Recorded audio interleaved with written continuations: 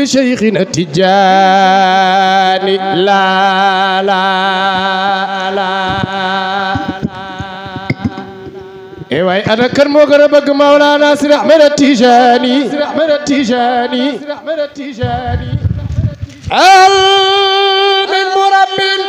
من مرب حواك مالا كمثل شيخنا التجاني لا لا لا لا كم طالع في السماء منيري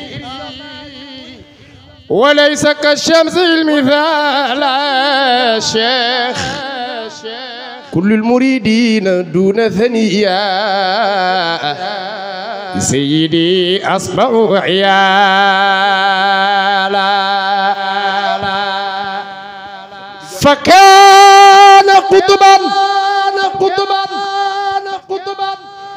وكان غوثا وصار ختما على الرجال يا جاني انا كرمو قربك مولانا سير احمد التجاني وفي المحرم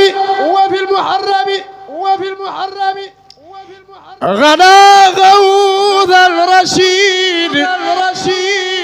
خليفة عن المهيمن المجيد أعطي ذاك شيخنا بعرفة حكاه من حققه وعرفه وبعد الشهر والليالي ارتقى إلى مقام العزيز المنتقى شيخ تيجان شريف كبق السيد أحمد التجان الشريف مقام المكتوم عن كل الورى سوى النبي ما وراءه مقام المكتوم عن كل الورى سوى النبي ما وراءه شيخ تيجان شريف أمو المرام وتلك مرام لولو مدير سلام شيخ هاتمي وخناني مام مرتبة جيسي فوكو سادلي أكرخي أك جنيد أك سخطي أك فضيل كل ولي seeni xel xalaatu ko Cheikh Tidiane yow mi koy bañ ak di ko jëw ak texee di ñëw na fi yow loo falang dana ñëw gaawal daw te tuubi ko sëb sëriñ bu mag ba nga naw farti jaamu far di la daw far di musul yàlla ci yow bañ nga alkuwaale ko moo taxit ku yor kurusam def na ay ba foo mën a jëm ak tiyaaba joo mën a am dootul tax nu faale la di kurus ku xas ni ko cas soo waree danga xalalab mool mu watul di la fab lii ngalab labaale ko Cheikh Tidiane yàlla buur bi moo ko may ci tabam ne ñaanu ko fal ko suuf si ak asamaan jël mayam tasaare ko Cheikhu Tidiane ana taalibe Cheikh toj ndogo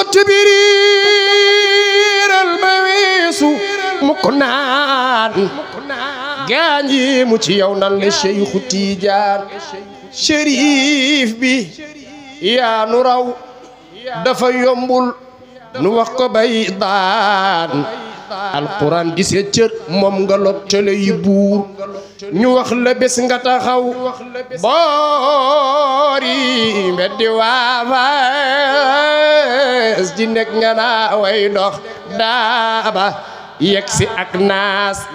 Cheikh Tidiane Chérif bisub keroog ku la gis tabbi aljanay buur yewit sëbët ku mu gis tabbi aljanay buur ndax say xarbaax dafa tolloowul ak sunuy mbóot raw nga mboolem kuy awliyaa u yaafoor ku ànd ak ki ma àndal lu la neex la wallaay dama koy dagg lu la neex laaj demal lu leen neex laaj ana talibe cheikh yi loxo ca kaw lu leen neex laaj yéena ànd ak cheikh kon nag lu leen neex laaj yéena ànd ak Cheikh Tidiane Chérif lu leen neex laaj Oustaz Ahmed Fall ngi lu ko neex laaj Cheikh Tidiane ku ko àndal lu ko neex laaj ma nga may wéev ci barke Cheikh Tidiane ma ngay wéev ci barke Cheikh Tidiane wallaay ay wéev ci barke Cheikh Tidiane ku sëpp Cheikh Tidiane jugal taxaw magal Cheikh wallaay ana sa pay Cheikh ana sa pay Cheikh wallaay ana sa pay Cheikh ana sa pay Cheikh wallaay Babacar Kassé borom affaire bi ak bëgg Cheikh wallaay Babacar Kassé borom affaire bi ak bëgg Cheikh wallaay aya طالب الإحسان نادٍ وقل له أيا معيذك الله بلغ مطالبي ألا إن للتجان قدرا مفخما ومرتبة فاقت جميع المراتب وأودع في الله عابر سره وشرفه في الكون تشريف غالب وألبسه تاج المهابة ورانا شيخ وصيره غوثا لأهل النوائب أيا طالب الإحسان ناد وقل له أيا معين ذكر الله بلغ مطالبي إمام كساه الله خلوت نوري شاخ وحكموا في شرقها والمغارب وألبسوا تاج المهابة ولنا الشيخ وصيروا غوثا لأهل النوائب ومدوا له بعد أرض رقابه شيخ وأم إليه من جميع الجوانب هو رشة العليا لمن كان حاملا يا شيخ هو المورد الأغنى